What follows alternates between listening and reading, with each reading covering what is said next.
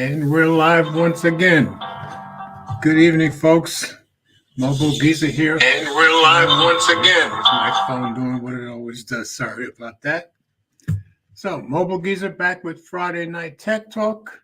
If you're new here, we do this every Friday night at 8 p.m. Eastern Time from the U.S. And if you're new, please put something in the comments to let me know you're there. And we go over some stories of the last week from tech, stuff that interests me and hopefully will interest you too. And Eleanor was the first one in, and she's going to bed early because she's got to work early tomorrow. Renz was in here. I think Renz is in a process of switching phones because his Pixel 4 is basically dying on him. He's going back to his S10, so good luck with that, Renz. And Don just came in here. Don, glad you're here, brother. All right, so before I forget, Mike said he will not be able to make it today. Of course, we don't know about Will and Ted. Will, once in a while, a mighty miracle. Ted, once in a great while. But we will go on with our stories as usual.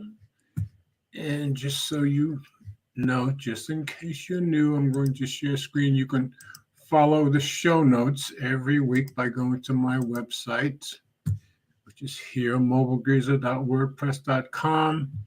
If you click on today's date, you'll see all the stories for this week. So just to give you a preview, this week we're going to talk about Google Stadia, the gaming service being canceled, which I don't think surprised anyone, but everybody's talking about it. People are very upset about it. So we'll go over that. Amazon had an invite-only press event this week, revealing some of their new hardware. So we'll talk about that. And the European Commission making it easy to sue an AI product. Seriously. And this is true. So you'll see what that's all about. And then Twitter is finally testing editing tweets. They actually sent one out showing one that was edited. So we'll take a quick look at that. And this is going to be the longer story, but I just think it's interesting. Now, Dish,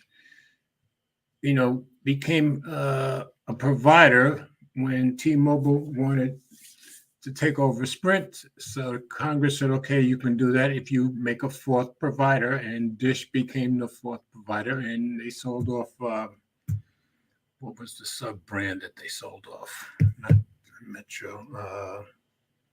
Well, we'll see when we go through the story. In any case, I don't think they're doing very well, but you tell me what you think when we go through the story. And the last story will be about Amazon giving all of their warehouse workers a nationwide pay raise, which I just felt I put up enough negative stories about Amazon. And this isn't completely positive, but it's somewhat positive. So I just figured it's only fair that I put something up somewhat positive. So let me stop screen. And okay, nothing new in the comments. If you're new, please say something in the comments. Let me know where you're from. So I know that we've got Tennessee here. We've got the Philippines. Thanks to Red Eleanor, of course, it's 11 miles from me in Tennessee. We've got Renz from the Philippines. Don, I know, is in Oklahoma. So I don't know who else is here yet, but as you come in, I'll certainly try to recognize you. And if either one of the other guys come in, I will let you know. So let's go to our first story. And I found an interesting website related to this, but we'll get to that. So I'm going to share screen.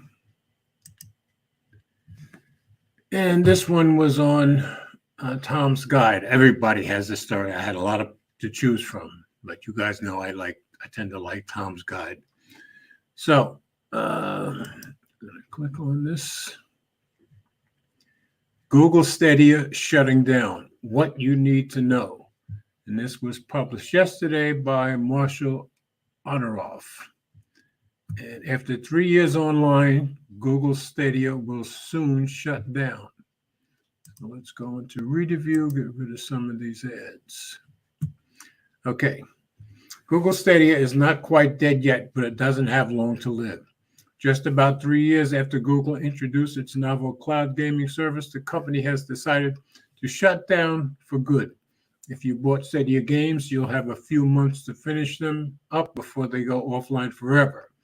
There is a tiny bit of good news, however. If you bought Stadia hardware or software directly through Google, you can get a full refund. Phil Harrison, Stadia's general manager, announced the platform's demise on the Keyword, Google's official blog. In a short, straightforward post, Harrison discussed why Google has seen fit to shutter the service and how long Stadia gamers will have to wrap things up. While Stadia's approach to streaming games for consumers was built on a strong technology foundation, it hasn't gained the traction with users that we've expected, so we've made the difficult decision to begin winding down our Stadia streaming service, Harrison said. Now, of course, there's been a lot of people predicting this for at least 2 years. I know that. So a lot of people knew what they were talking about. Days One's in here. Glad you're here, brother. Just going on our first story about Stadia shutting down, which I'm sure you've heard it everywhere. So, we will be refunding all Stadia hardware purchases made through the Google Store and all game and add-on content purchases made through the Stadia Store. Players will continue to have access to the games library and play through January 18th, 2023, so they can complete their final play session. Well, that's good. We expect to have the majority of refunds completed by mid-January 2023. And Ted's in here. What's up, Ted? Glad you're here, brother. If you feel like coming in, you know you have the link. And he's already saying RIP Stadia. Everybody's saying that. So anyway, I'm going to get through the story. Then I'm going to show you a list of stuff that Google has killed over the years. It's amazing. Anyway, Google has compiled a Stadia shutdown fact for players who want to know more about the refund process and how well the games will work until January. Let's see. Gary's in here. Hey, Gary, glad to have you here, brother. Most of us got Stadia for free. I didn't even know you could get it for free, but I'm not much of a gamer. If I do, I'm going to stick with my Nintendo. That's just me. Okay. Well, and my Asphalt 9. While Stadia has its share of vociferous fans, the service has been a mixed bag since the beginning, that's for sure. In our own Stadia review from 2019, I wrote, when it's firing on all cylinders, Stadia works fine, but when it's not, it introduces a whole host of problems that traditional gaming systems simply don't have, and that turned out to be very true. It occurred to me while playing that Stadia is the germ of a great idea, but insisting that games must be all streaming all the time feels a little limiting. Yeah, I'd say you're being generous by saying it's a little limiting. Indeed, more recent cloud gaming services such as Xbox Game Pass, NVIDIA GeForce Now, let downloadable and streaming options coexist, which you would think everybody would do that. Stadia never took similar steps, which put it at a significant disadvantage against its closest competitors. Early last year, I wrote an op-ed entitled Google Stadia Was Never Going to Work, in which I outlined the various problems that plagued the service. It seemed that those problems have finally caught up with Stadia, which will now join the long list of projects killed by Google. I'm going to pull up this article. This is an amazing article just to see all the stuff they've killed. So just wanted to bring that up first. And Gary said, your PlayStation Plus. Okay, so I'm going to stop the screen. Well, let's kill this one. And let's stop this screen. And I'm going to flip over to the other screen. And we're actually going to that killed by Google site, and this is absolutely amazing. So I'm going to share, and I didn't have this. I just happened to look it up, and then I realized it was at the bottom of that story anyway. But I'm sharing screen here. So these are all projects that have been killed by Google. I'd say the majority of them are before my time, and I probably never heard of them. But to see how far back it goes, you have to go to the bottom, because they went from how early these things were killed, and then they went year by year forward. So this is pretty amazing list. Most of these I've never heard of. Google Public Service Search, killed in 2006. Rightly, Google Answers, I never heard of that. Now, of course, I've only been active in Google since about 2012. I guess 2012, maybe 2011, but certainly others. But this is way before my time. And Gary is saying, did Google kill it, or people not using it killed it? Now, I'd say, and I think a lot of people would agree with me, Google killed it. We'll get to one that I use, and I think a lot of other people use it. Google killed it. And I think they have a habit of doing that. So we're all the way back to 2006. This is the year they died, or they were taken out of service anyway. Google Web Accelerator, Sync, Hello, I never heard of Hello. Send to Phone, Page Creator, Google Lively, I think I've heard of that, certainly never used it. You guys mention anything you want to mention as I go through this. So I'm not going to go through all of them. I just thought it's a really interesting and very long list. Grand Central, never heard of it. Google Mashup Editor, heard of it. Was an online web mashup creation service with publishing, syntax highlighting, and debugging. Okay, it was about 2 years old when they killed it. Okay. I disagree with you, Gary. I think Google killed stuff people don't use, and Google killed and still kills a lot of stuff that people do use. I think that's been true as long as I've been around on Google. Google Toolbar for Firefox, Google Ride Finder. Any of you guys ever heard of any of these? Bump Top, Google Base, Google 411. That has to be, it's a voice, Google Voice, local search, telephone search. I figured that. Okay. I remember Flick vaguely. That died in 2011. Yeah, and Gary's right. Allo got killed because nobody downloaded, and Google Plus was killed by spammers. I agree with you about Allo. Me and Mike, I know, both loved Google Plus. I loved it like crazy. So to me, they had no reason to kill that. Just my opinion. Google Directory, Google Image Swirl. Never heard of that. You said you just named stuff nobody heard of Google Plus. I heard of Google Plus. Oh yeah, I'm learning a lot of stuff on this list. I just thought this was an amazing list, and I agree. Probably most people never heard of a lot of this stuff. Google Desktop, never heard of it. Aardvark, don't know that. Google Squared, Zygote Body. I mean, amazing the stuff they've tried out and just killed it. And it seems to me they probably should have done something to let people know some of the stuff was there. Maybe they did. I don't know. Like I said, so far, most of this is before I ever really started using Google much.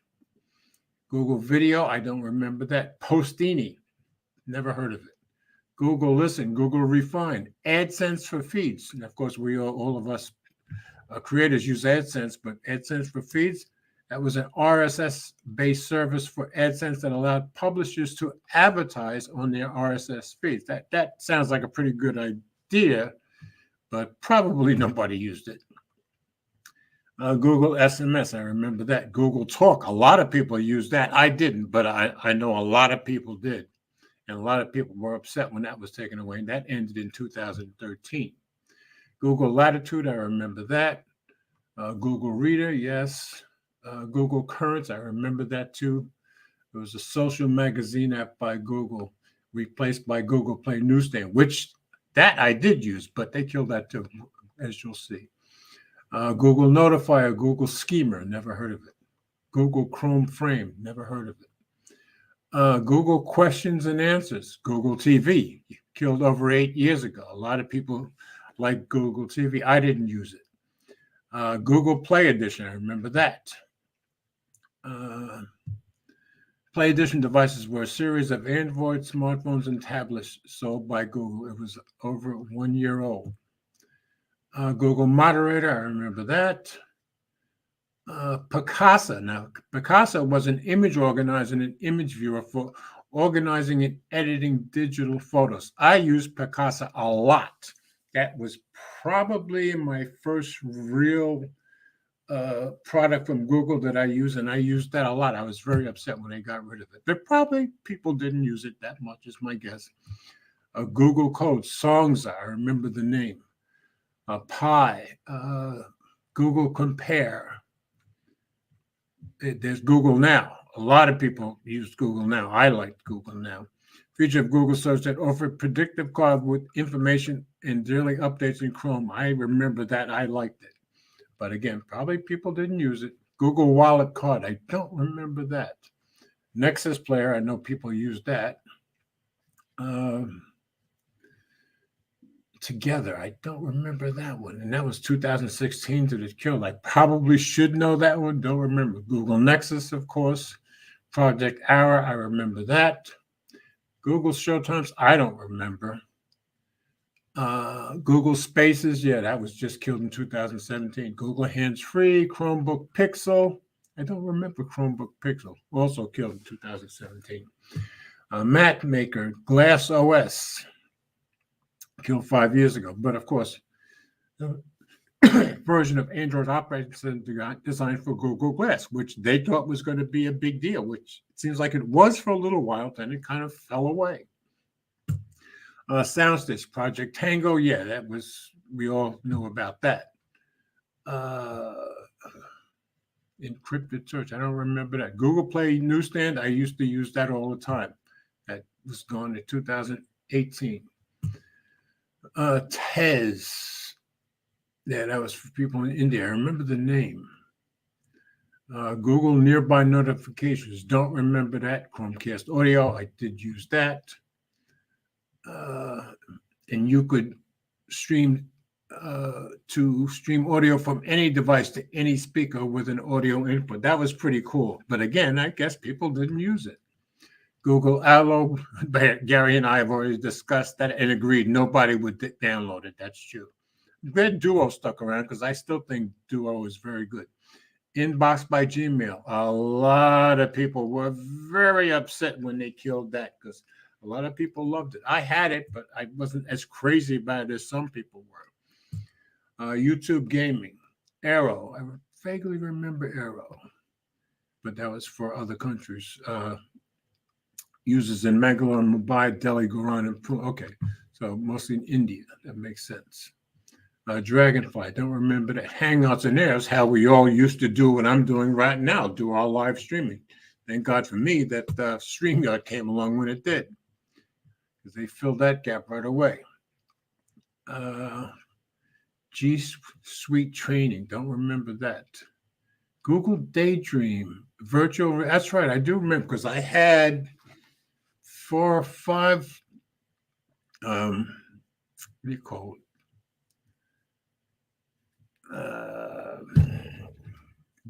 Visors that you watch. Anyway, I remember using Google Daydream once or twice. And it was kind of cool. Let's see. AdSense mobile app. Yeah, because we all still use AdSense to get paid. Google Fiber TV. I don't think I remember that. One today. Don't remember that.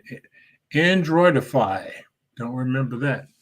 Google Station. Neighborly. I remember that. Didn't use it. But you can see the list is incredibly long. So anyway, I just thought I'd like to show you people that list. That list is really, really, really long for the amount of stuff that they've killed. And Gary's right. I mean, a lot of this stuff got killed because nobody used it, nobody downloaded, but some of it, Google just killed whether people used it or not.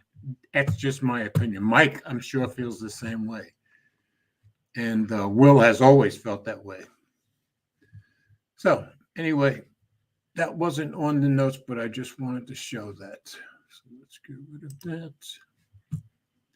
And let's get rid of that. And now we're going to go back to our stories. I'm watching to see if either one of the guys show up. So, second story of the night.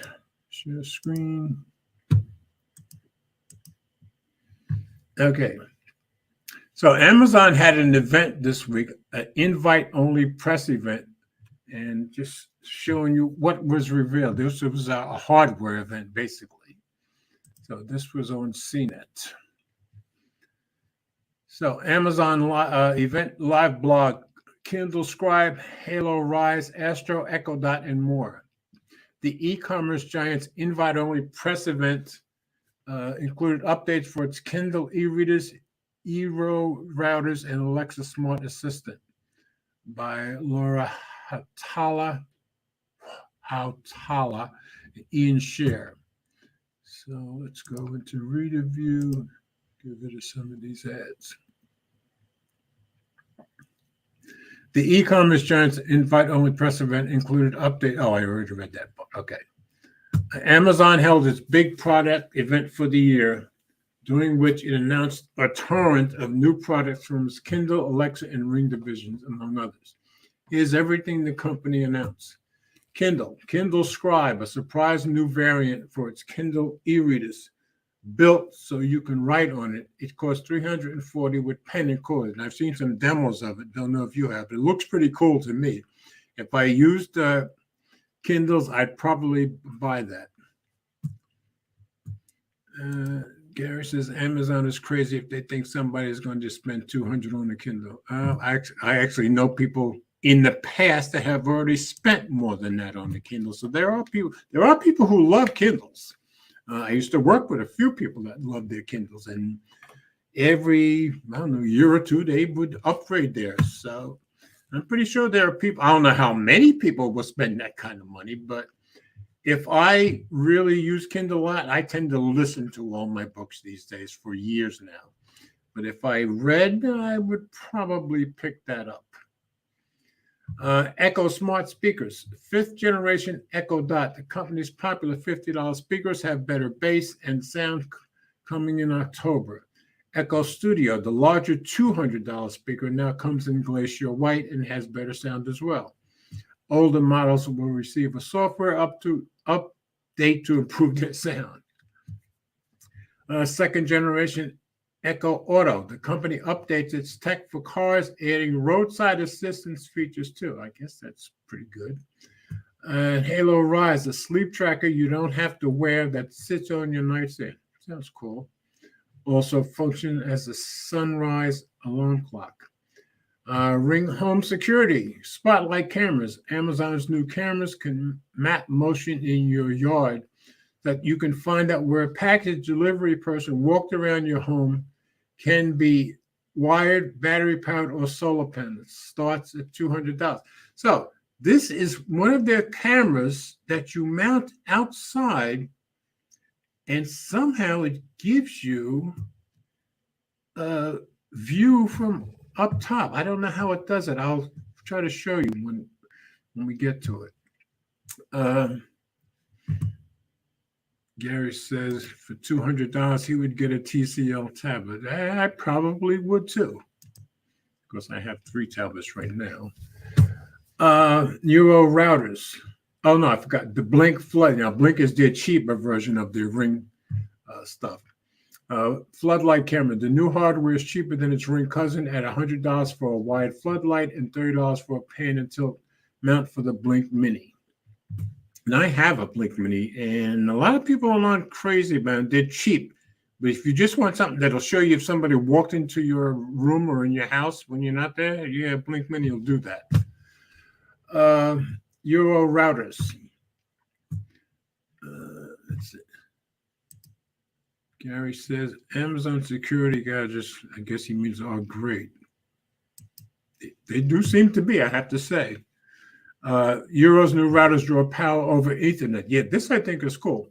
Coming in October to professional installers and Amazon next year, the newest Euro mesh routers will eliminate the power cord altogether. It will cost $300 for a 3-piece setup. That sounds pretty cool. And this sounds even cooler to me. Turn an old Echo Dot into Eero. Soon, a free software update will give the spherical 4th generation Echo Dot smart speakers the ability to act as mesh extenders for Eero's Wi-Fi routers. I think that's very cool. Fire TV, Omni OLED. That's a long name, but the new 65-inch and 75-inch TVs can turn on automatically to display art, photos, and widgets. They do this using sensors, which also track the ambient experience like lighting. The 65-inch model would be $800, and the 75-inch model would be $1,000, available for pre-order now.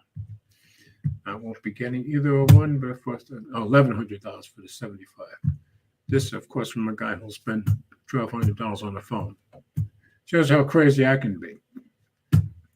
Hey, Annette, glad you're here on our second story about the Amazon invite-only event that they had this week, showing off their new hardware. So just going over some of that. Fire TV remote, you can't lose. The $35 clicker works with most Amazon branded video devices and has a backlight.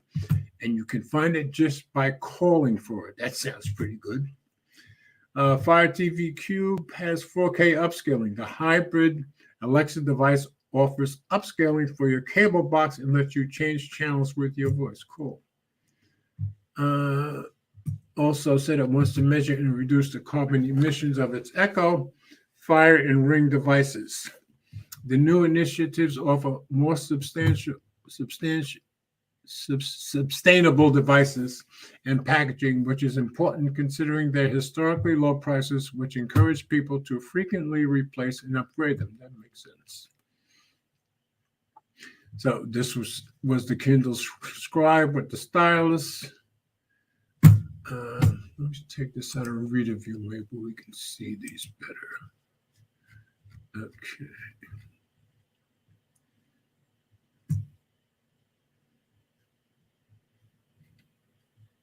Yeah, this was the Ring around the house. Now, this is the one for Ring. There are two new outdoor cameras, Spot Cam Plus and Pro. Both models can be powered by battery, solar, or hardwired, and have motion activated lights and a siren. The Pro, which I think this one is, adds 3D motion detection that gives you an aerial view of your property with a trail for motion events picked up by the camera. And I'm like, okay, if this is on your garage or house, how does it do that? But anyway, I did find a video. Let's see if I still have it. Oh, I don't seem to have it anymore. Let me go see if I can find that video that shows that, because I thought that was pretty cool that you could actually look down on your house and see it using this camera, which to me is pretty strange and pretty cool. Let's see if I can pull that up. Yeah, here it is. Now, let me stop this screen and go back to that screen.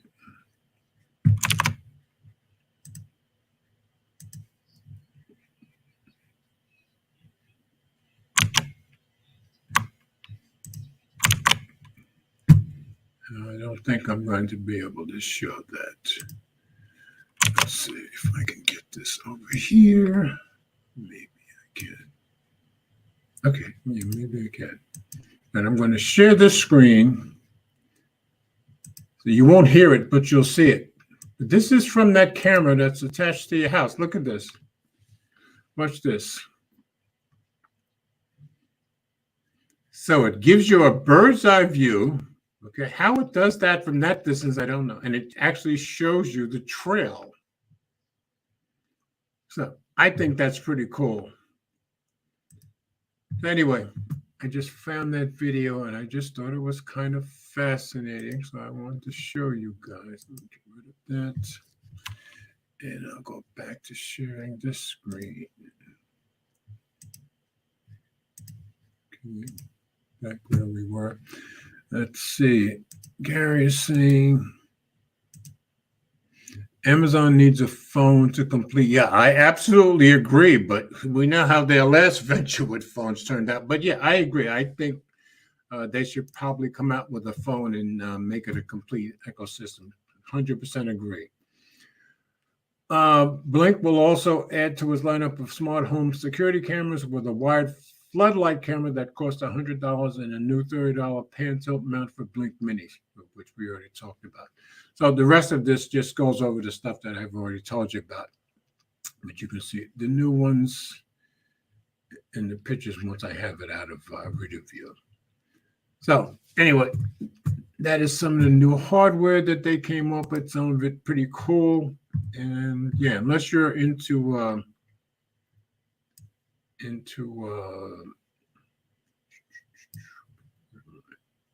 Kindles a lot, you're probably not going to spend the $340 for this new one. But if I were into it, I believe I would. That's just me, but I'm crazy. Yeah, so, okay, take a sip. Couldn't agree more about the phone, Gary. Okay. European Commission is at it again. So sometimes I come up with good ideas. This one I'm not so sure about, but we'll see. Okay, the European Commission is making it easy to sue an AI product. This one I found on the BBC News. Hey, Brian, glad you're here, brother. Okay, this one is interesting, I think. EU Commission to make it easier to sue over AI products. And this was by Liv McMahon. So let's put this in reader view and find out what this is all about. Oh, Brian, thank you as always. You're very kind, sir. He says he's glad it's Friday. Okay. Yes. Yeah, I already did this Stadia story. You'll see that in the show notes. But yeah, we're all sad about that. I also went through, there's a link at the bottom that shows you all the things that Google has killed over the years. And boy, is it a long list. Okay. The European Commission has proposed new rules to help people harmed by products using AI and digital devices like drones. The AI Liability Directive would reduce the burden of proof on people suing over incidents involving such items. Justice Commissioner Didier Reynders said it would make a legal framework that was fit for the digital age. Self-driving cars, voice assistants, and search engines could all fall under the directive scope. If passed, the Commission's rules could run alongside the EU's proposed Artificial Intelligence Act. Didn't know about that. The first law of its kind to set limits on how and when AI systems can be used. That's probably a good idea, in my opinion. Artificial intelligence systems are trained on large amounts of data or information to allow machines to perform tasks that would typically be considered a matter of human intelligence. The AI Liability Directive, published by the European Commission on Wednesday, will introduce a presumption of causality for those claiming injuries by AI-enabled products. This means victims will not have to untangle complicated AI systems to prove their case, so long as a casual link to a product's AI performance and the associated harm can be shown. Personally, I think it's probably a good idea because the companies making these systems could probably tie you up in legal stuff forever. But I think this is probably a good idea. That's just my opinion, of course. For a long time, social media firms have hidden behind the caveat that they are merely platforms for other people's stuff and therefore not responsible for the content of it. The EU does not want to repeat this scenario, with companies which make drones, for example, getting off the hook if they cause harm just because the firm itself wasn't directly behind the controllers. I completely agree. If your product is set up to be able to cause distress or damage, then you need to take responsibility if it does. It is the clear message, and perhaps one which is overdue. I agree. Is this unduly harsh on a comparatively new industry? I don't think so. If a car crashes because of the mechanics inside the vehicle, that's down to the manufacturer, but the behavior of the driver is not. Should this draft go through, all eyes will be on the first test case. Europe continues to chase the tail of big tech with big regulation, but is it being realistic here? I think it's probably something that's needed. Let's see. According to the European Commission, high-risk use of AI can include infrastructure or products which could directly affect someone's life and livelihood, such as transport, exam scoring, and border control, especially exam scoring. Information disclosure about such products will let victims gain more insights into liability, but be subject to safeguards to protect sensitive information. While such provisions in the directive could make businesses unhappy, Sarah Cameron, technology legal director at law firm Pinsent Masons, said the rules help clarify liability for AI-enabled products for consumers and businesses alike. I agree. A major barrier to businesses adopting AI has been the complexity, autonomy, and opacity, the so-called black box effect of AI, creating uncertainty around establishing liability and with whom it sits. I agree. The proposal will ensure that when AI systems are defective and cause physical damage or data loss, it's possible to seek compensation from the AI system provider or from any manufacturer that integrates an AI system into another product. I think it's a good idea. I'm sure not everybody will think so, though. So I think in that case, I think they're on the right track. Sometimes I think the EU is going too far. In this case, I think they've got it right. Just my opinion. Okay. Going on to the next story.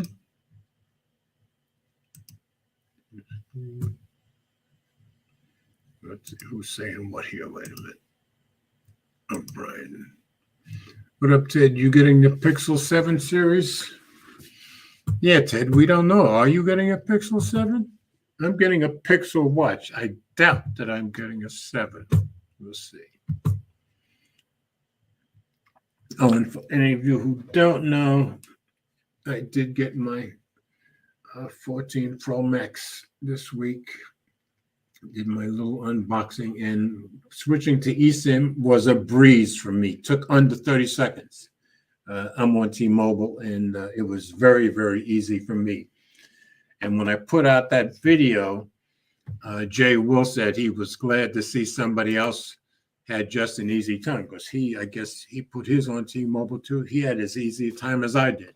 So some of us are having a hard time. Seems like AT&T people are having the hardest time, as near as I can tell. But some of us had a real easy time getting the eSIM moved over. So thanks, Brian. Tomorrow, I'll have a little case video.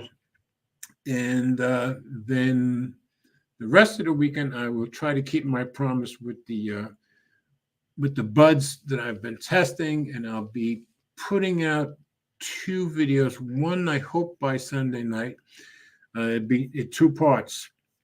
I'll be comparing 4 of the buds, which will be the LG Tone Free, the Samsung Galaxy Plus 2, the original Samsung Galaxy Buds 2, and the Pixel Buds Pro, which I'm wearing in my ears right now.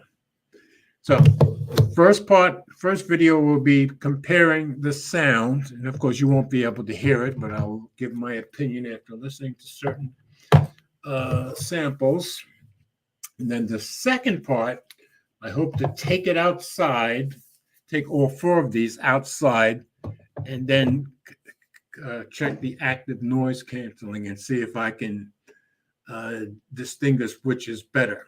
I'll probably have to get somebody to, like Eleanor, somebody to help film me while I'm doing that, but that's my hope to do. So by Sunday night, I hope to get up the first video, and by Tuesday, maybe the second video. And let's see, Renz, I'm at work now regarding the Pixel 4 to Sammy S10e. I won't be using Sammy. Instead, I'll be using the 12 mini. Hello, everyone. Okay, so he decided to go with the 12 mini to replace the Pixel 4a. He says, hello to everyone. And Brian says, Visible and AT&T are the most problematic with eSIM. I mean, that's what I was seeing in the videos that I saw. People were having problems with Visible, and people seem to be having a lot of problems with AT&T. Seems like those of us on T-Mobile, no problem at all. So mine was like really, really quick. It was so quick. If you hadn't seen the video, I had stopped the camera figuring that it was going to take a while.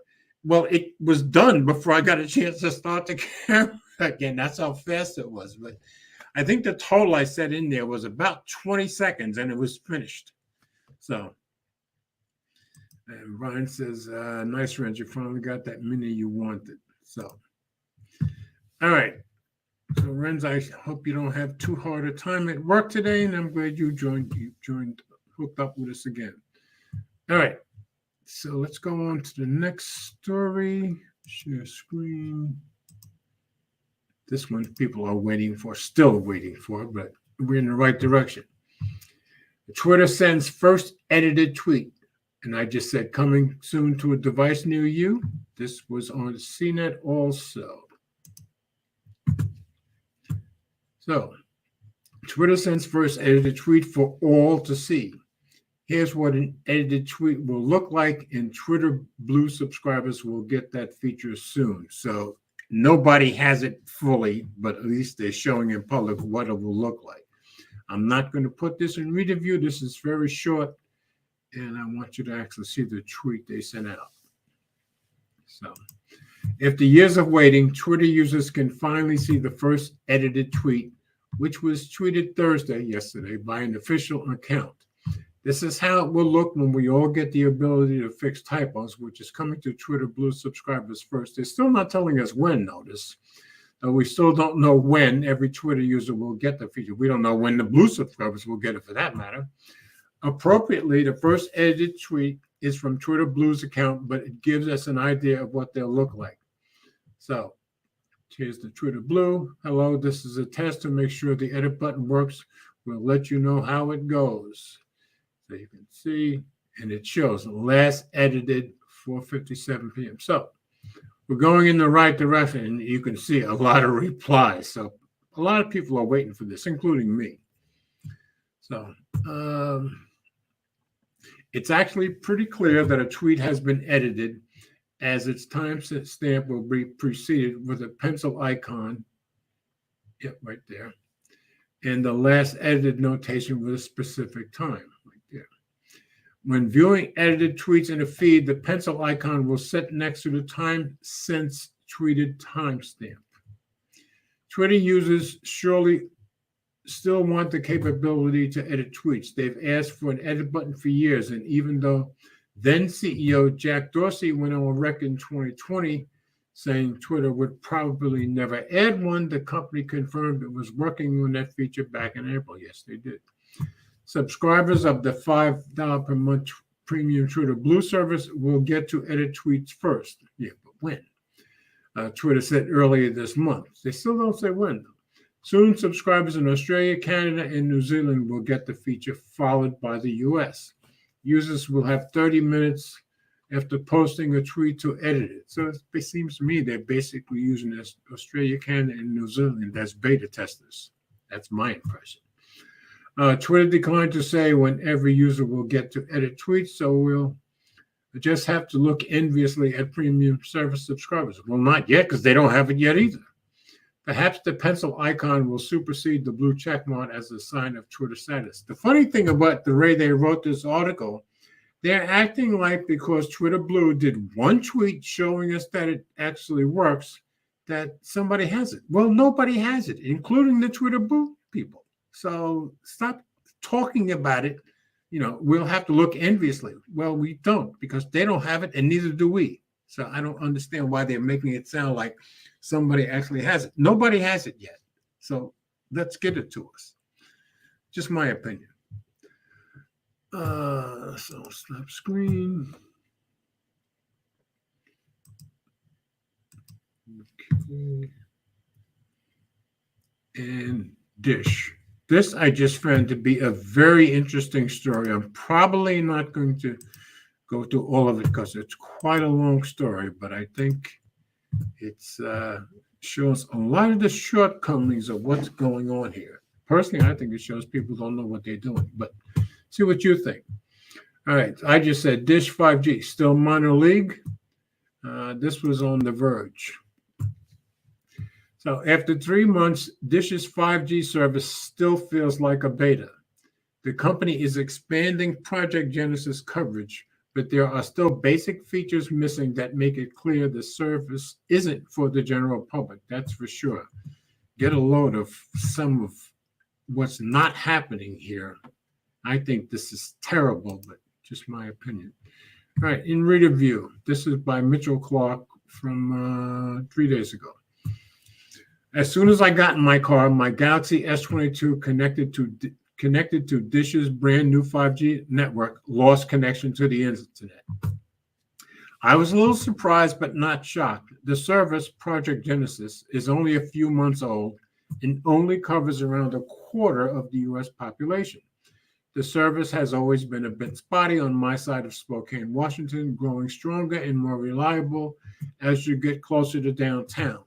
But as I drove laps around Riverside Park, which was once my go-to testing area for the service, I grew increasingly confused. My phone no longer seemed to be connecting to any Dish tower, so it sounds like it's gotten worse, not better. Keep in mind when you listen to my criticism, folks, I tend to look at things from a programmer's point of view, which is what I did for 34 years. So maybe I sound too harsh. I hope I don't.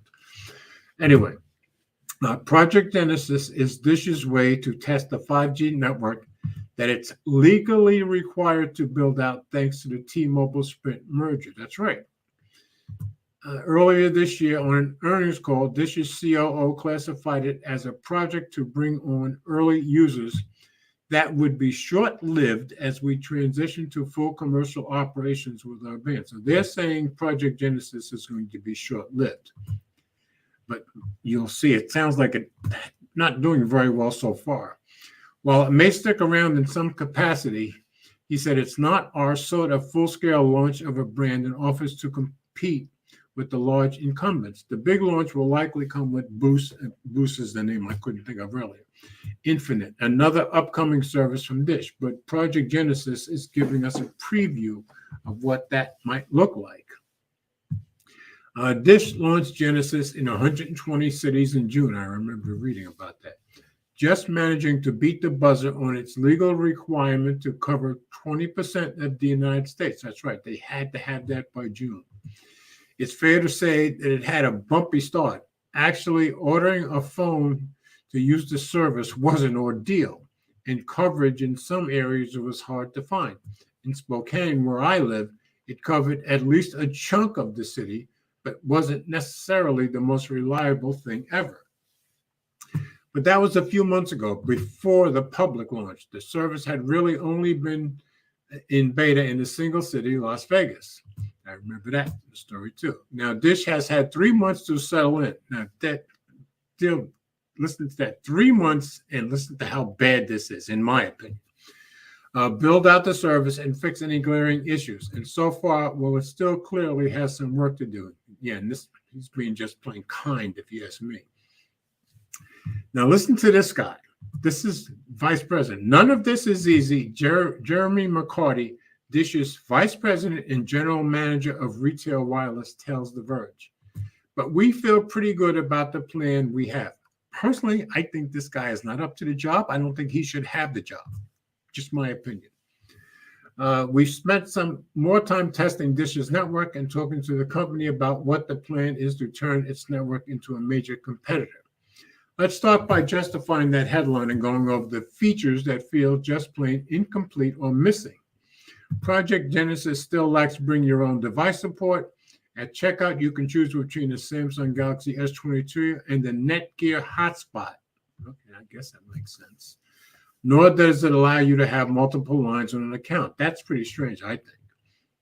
The former is somewhat understandable because we are designing a new network that has just not been done before.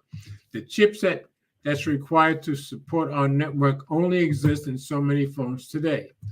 McCarty says, as more devices that support its network get made, the company will offer them, he said, which I guess makes some sense. You have to program for this new network that didn't exist before. Perhaps the biggest missing piece for Project Genesis is any sort of account management system.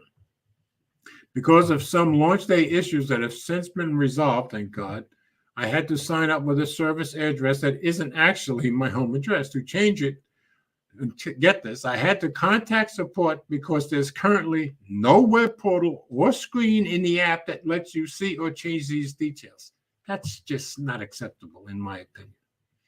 You ought to be able to program that with not a whole lot of problem on both a web and an app, in my opinion. In terms of a support experience, I'd probably rate it 6 out of 10. I think he's being way too kind. I would rate this 3 out of 10 or 2. It did the standard thing where a robot asked me for info, then seemingly didn't pass it along to the support agent. After a while, I did get my address changed. That's not the end of it, though. That's also true for things like billing info. This is even worse. The auto pay confirmation emails I get from Dish every month say that if I want to change my payment method, I have to call support. That is pathetic. What are we living in, 2002? The email also doesn't have any info on how to check your billing history. I did ask the support person that I talked to, and they told me there wasn't a way, there's not a way to check that at this time, and that I should keep an eye on my email. You can't check your billing history. I could have programmed this 30 years ago. Just me. That wouldn't be great under any circumstances, but it's especially bad because I'm pretty sure the billing emails I've been getting are wrong. I've received 3 emails telling me that 3 separate $31.38 payments were about to be processed, but I couldn't find any record of actually being billed. So he's getting them for free. Okay. And I think he explains why later. I had to check a few accounts because, again, I couldn't find any way to see which payment method I'm using. I don't believe that's a bug because when I became a Dish influencer, and this is why, I received 3 months of free service alongside my NFT. So that's why he's not getting billed. I'm still within that window, so it makes sense that I wouldn't have actually gotten any charges, but I still have 3 emails saying that I did.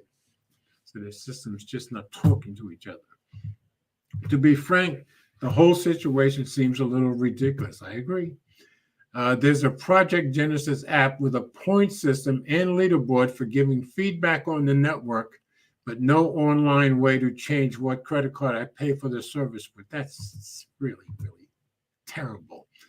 I don't begrudge the app for existing. I like that there's a way to report dead spots or network issues, but should it really have been a priority over having what feels like table stakes for any sort of service? I agree.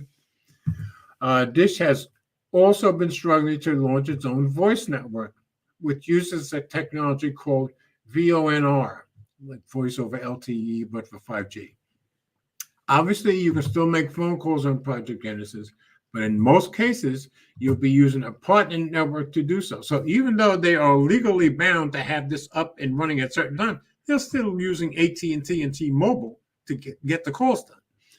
Candidly, It's been one of the hardest things to get done, McCarty said about VoNR rollout. Well, you're just a guy who's lousy at his job and not getting the right people to do the job. That's very obvious. It's a hard thing to get right, but as we're optimizing and getting it right, we're sort of rolling it out in other places. I don't think this guy knows anything about what he's talking about. I don't think he knows anything about programming, that's for sure. Okay, what about the service? You know, the thing that Dish is really testing and that you use on a daily basis.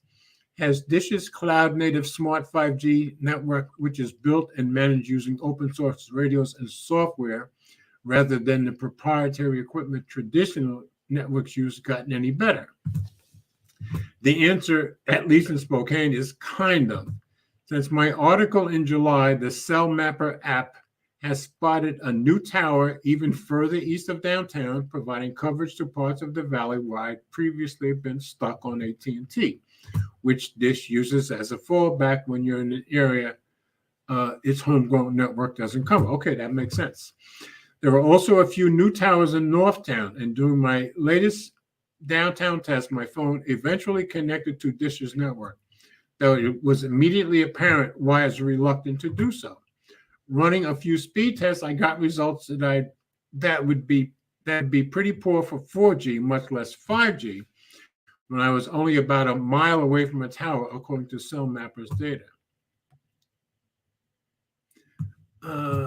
Other parts of downtown in the city fared much better, though, and I consistently saw speeds that were faster than what I had last time. Okay, going in the right direction.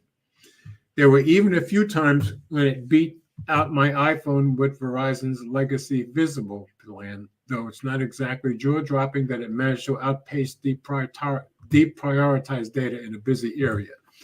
Overall, it did about as well as my Visible phone on a mediocre day and got handily beat by the few speed tests I ran on AT&T in roughly the same areas. It wasn't particularly hard to get the phone to drop off Dish's network, even though I only drove a block or two. That's sad. I'm not exactly thrilled with the lack of consistency, though. Other carriers absolutely have dead zones, sure, but usually my daily carry phone doesn't fluctuate between unusably slow and decently fast as I drive around. Of course, during this testing round, I did manage to find an area where my normal plan also pulled single-digit download speeds. That's sad. I promise that's very unusual. So it sounds to me like Dish is just doing an all-around really lousy job at this stuff. And you're trying to meet these legal deadlines, and so they're bringing stuff up the day they're supposed to, and stuff isn't working for most people, as near as I can tell. It's not like Dish is unaware of the speed problems. When I asked McCarty what users complained about most, he said one of the places we've gotten feedback is wanting it to be faster, more reliable. Gee, you think? Dish has a few strategies to make that happen. Deploying more equipment, using more of its own spectrum, we have someday. Continuing to rely on its partners' network. My guess is they're going to be relying on AT&T and T-Mobile for a very, very long time and trying to fool us into thinking they're not. The first one is obvious. The more towers it has, the more bandwidth and coverage. Spectrum is a bit trickier. Dish has access to several different cellular bands or sections of spectrum, but not in my area. It's only using band N71, which is mainly good for range and not raw for flight. That's right, 71 is good for getting some distance. Dish also has access to a few other bands, including one called band 70. Despite how close it is numerically to 71, and 70 is an entirely different animal, bundling together three different blocks of spectrum. Okay, see, I never even read anything about N70. McCarty says that band 70 is really going to help us with speed and throughput from a customer's perspective. Let's hope. The one issue that is that very few phones support it at the moment, and the S22 doesn't. Yeah, I never even heard of 70. Dish could be broadcasting N70 from every tower it has right now, and it'd still be a bit before it'll actually do Project Genesis customers any good. Well, I guess that makes some sense. I guess people have to program for it. Anyway, I'm not going to go through the rest of this. The whole idea was to point out that this was supposed to be the fourth big provider in this country. They're trying to keep up with deadlines they're supposed to meet. I think they're doing an awful job of it based on this. And I think a lot of people are going to end up getting fired. That's my guess, because that's what I'd be doing if I were over them. I don't think I'm being too harsh. I'm expecting people to reasonably be able to programmatically do the things that I know are programmatically possible. That's all. So I think I'm being very reasonable here. All right, going down to, let me take a quick sip here.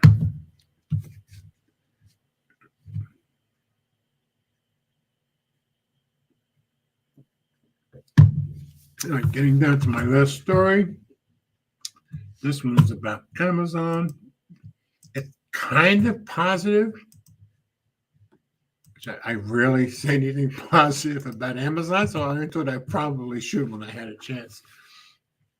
Amazon gives nationwide across-the-board pay raises. And this was on CNET again. Amazon gives warehouse employee pay raises across the country. The average pay of an Amazon frontline worker is now more than $19, which, okay, I think that's good if they give it to everybody. So that's by Corinne Reinhardt. Hope I'm saying it right. Let's go to read review. Amazon is handing out pay raises and new benefits for its warehouse workers across the country. Amazon said its average starting wages are now $19 an hour, up from $18. Warehouse employees now earn between $16 to $26 an hour, depending on position and location. Amazon's new benefit, Anytime Pay, allows workers to access their pay instantly at any time during the month. That's cool. The online retail giant is also seeking to advance its workers' careers through the Amazon Intelligence Initiative, which will place 300,000 employees in a 12 to 14-month development program to place them in AWS engineering roles. I think that's great because Amazon Web Services, I would think, is the place to be. So it sounds like a good program to me. The news comes as some Amazon workers have been seeking to unionize it, which we well know. And as the company faces criticism about working conditions in its warehouses, a 2021 study showed that Amazon workers are seriously injured at twice the rate of other warehouses. That's terrible.